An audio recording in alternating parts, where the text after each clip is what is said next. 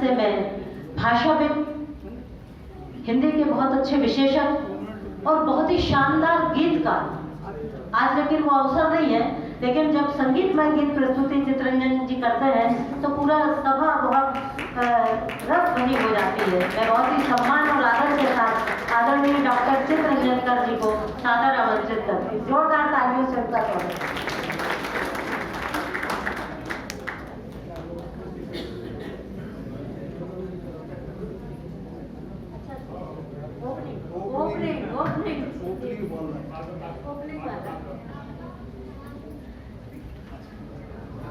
रामो राजमणि सदा विजयते, रामं रमेशं भजे, रामेणाभिहता निशाचरचमु, रामाय तस्मै नमः। रामान्नास्ति परायणं परतरं, रामस्य दासोऽस्म्यहम्। रामे चित्तलय भवतु मे सदा, भो राम मामुद्धार। सिय राम मैं सब जग जानी, करम प्रणाम जोरी जुग पानी। आदरणीय मंच, हमारे छत्तीसगढ़ के नहीं भारत के गौरव पद्मश्री भारती बंधु हमारे डॉक्टर ब्रजेश सिंह जी जो बिलासपुर से आए हैं, हमारे भाई हैं, बहुत अच्छे साधक हैं, रचनाकार हैं, जिनके पचपन किताबें अभी तक प्रकाशित हैं। हमारे चंद्रभूषण जी कहाँ चले गए हैं? चंद्र प्रकाश जी कहीं चले गए, बड़े भाई। हमारे डागा साहब बहुत अच्छा संचालन कर रही हैं। हमारी बहन डॉक्टर सीमा श्रीवास्तव, जिनकी कृति का आज विमोचन है, जिसने वातावरण को राममय बना दिया है, ऐसे भाई हमारे श्री राजेश जैन राही जी। हमारे इस सभागार में जितने भी हमारे मनीषी हैं, उन सब का नाम लूँ तो केवल नाम लेता रह जाऊंगा। मैं सबका सम्मान करता हूँ, अभिवादन करता हूँ और अपनी बात संक्षेप में कहने की चेष्टा करूँगा। मित्रों, राम कथा पर वाल्मीकि से लेकर, और वाल्मीकि क्यों, वेद उपनिषद में भी राम का नाम है, वहां से लेकर आज तक ये जो मंदाकिनी राम कथा की प्रवाहित हो रही है, ये कभी खत्म नहीं होगी। ये निरंतर जब तक सृष्टि रहेगी और आगे भी। और वही है, जाकी रही भावना जैसी, प्रभु देखी मूरत न तैसी। हम आप जिस राम को जानते हैं, वो राम हमारे राम हैं। जैसा कि राजेश जी ने कहा, सबके अपने अपने राम हैं, सबके राम एक नहीं है।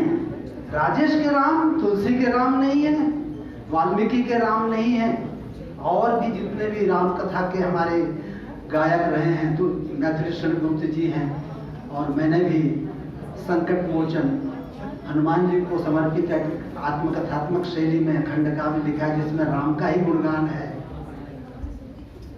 हनुमान जी कहते हैं, उससे मैं अपना वक्तव्य प्रारंभ करता हूँ। मेरी पंक्तियां याद आ रही है मुझे। जब सीता माता की खोज हो जाती है लंका विजय के बाद, रावण वध के बाद, हनुमान जी सोचते हैं कि अब मैं क्या करूं, क्योंकि उसके बाद पूरा दुखात्मक है और बहुत कुछ कहने का मन होता है। एक ही छंद में है, और बहुत कुछ कहने का मन होता है, सोच सोच कर लेकिन ये मन रोता है। व्यथा बढ़ाने वाली हो जब आत्मकथा, लोग कहेंगे ऐसा क्या आवश्यक था। जहां राम हनुमान वहां ये भी सच है, और कहां राम हनुमान कहां ये भी सच है।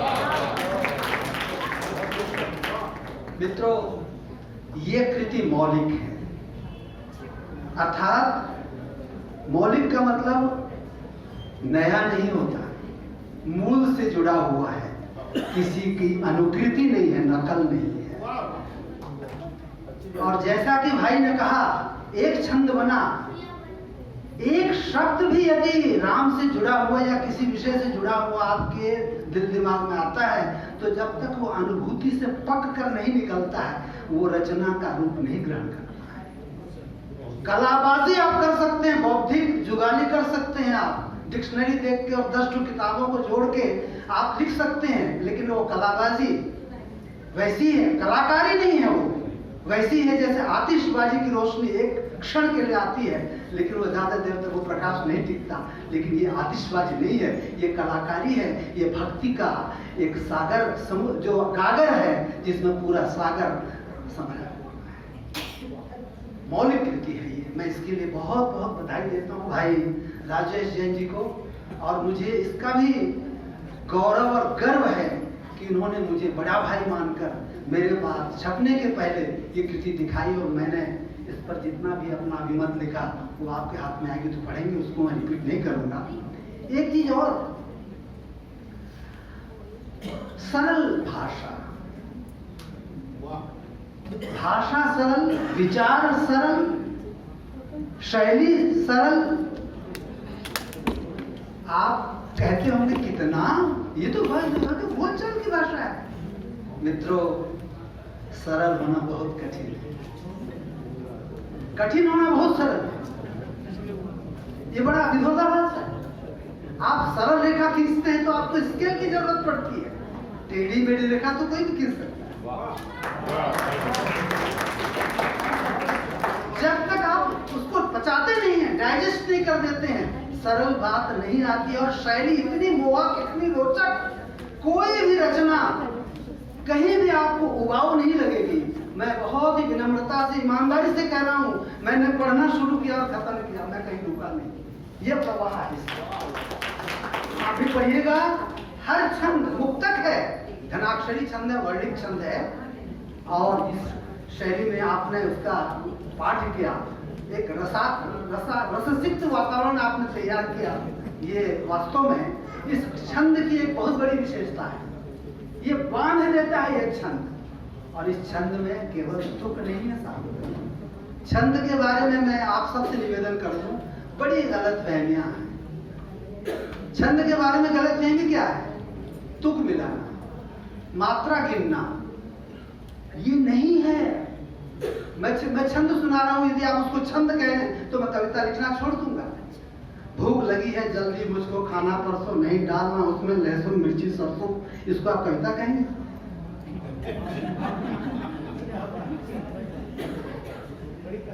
छंद नहीं है ये। ऐतरेय ब्राह्मण में छंद के लिए कहा गया है।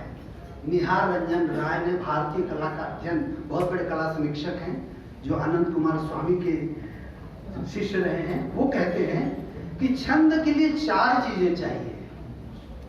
यानी मुक्त छंद की कविता में भी छंद है। वो आता पछताता पथ पर आता, तो टूक गले जेके करता, ये क्या है? छंद है। शीलकांत जी बैठे हैं, कहाँ गए?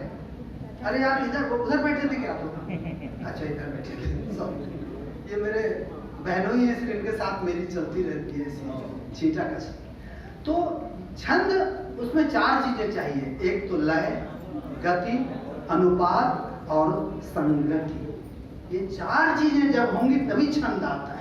और ये लय का मतलब केवल ये लय और गति अलग अलग हैं। लय माने वहां शब्द, अर्थ, भाव सब कुछ मिलकर एक हो जाते हैं, उसी से प्रलय शब्द बना है। आप एक को दूसरे से अलग नहीं कर सकते। एक शब्द अलग कीजिए, छंद क्या, पूरा भाव नष्ट हो जाएगा। ये है लय। और इसमें मुझे कहने में बहुत अच्छा लग रहा है कि राजेश भाई ने इसका निर्वाह किया है छंद का। कहीं भी हल्कापन नहीं, तुक मिलाने की कोई कोशिश नहीं है।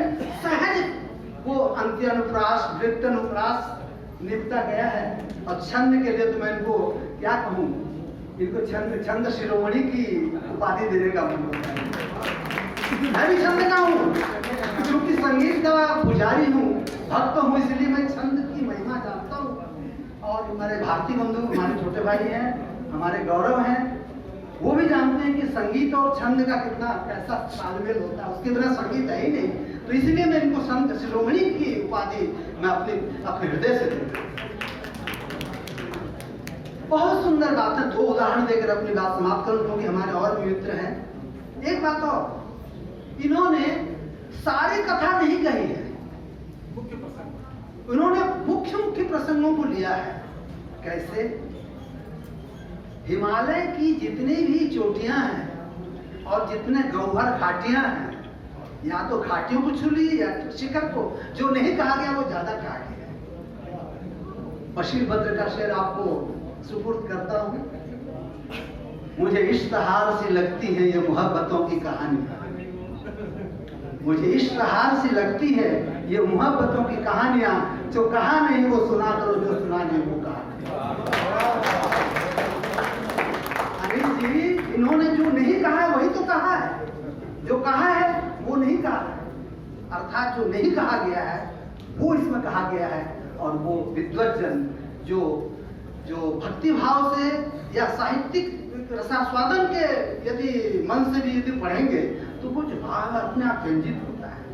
कविता भावों पर चलती है और ये भाव जो सबलता है पूरी रचना में, इसका श्रेय भाई राजेश जैन को है। एक बहुत सुंदर बात जो कही है, देखिएगा, एक छंद पढ़ने का मन हो रहा है। भक्ति की सहजता, भक्ति क्या है? सेवा। क्या सुंदर बात है। ये आपने पढ़ा तो नहीं है ना राजेश जी? हनुमंत दिल में हो दिल में रहेंगे राम, हनुमंत दिल में हो दिल में रहेंगे राम, काम आपके अधूरे सारे बन जाएंगे। जीत की संजीवनी का मिलेगा प्रसाद और हनुमान विपदा के आगे तन जाएंगे। आगे आगे राम और साथ हनुमान सदा साथ साथ प्यारे भाई लक्ष्मण जाएंगे। हनुमंत जैसे यदि सेवक बनेंगे आप, तारे राम मिलने को खुद बने। और कितने एक एक में जितने भी छंद हैं, प्रत्येक छंद उदाहरणीय है। लेकिन एक छंद अंतिम सहज भक्ति की बात, जो सहज भक्ति की बात देखिएगा। सहज भक्ति, सहज होना। कबीर के हमारे मर्मज्ञ बैठे हैं भाई, हमारे चंद्र प्रकाश शर्मा जी को तो मेरे बड़े भाई हैं और कितने अध्ययनशील और ज्ञानी हैं, उनकी विद्वत्ता को मैं प्रणाम करता हूँ। सहज भक्ति, सहज होना बहुत कठिन है। जैसा कि मैंने कहा, सरल। मेरी दो पंक्तियां याद आ रही हैं मंच को समर्पित। सहज सरल जीवन जीना, सचमुच कांटों पर चलना है। सहज सरल जीवन जीना, सचमुच कांटों पर चलना है। वृक्ष अगर चंदन का है, उसमें सांपों को पलना। तो सहज होना, साधो सहज समाधि में, गुरु कृपा जा दिनते विकसित, दिन दिन अधिक चली। सहज होना बहुत कठिन है।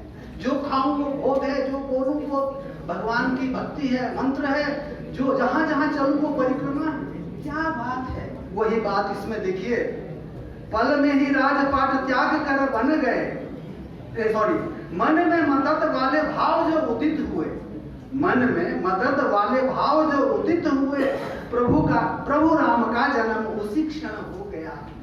मात से हो अनुराग, तात के लिए हो त्याग, समझो कि प्यारे राम का मनन हो गया।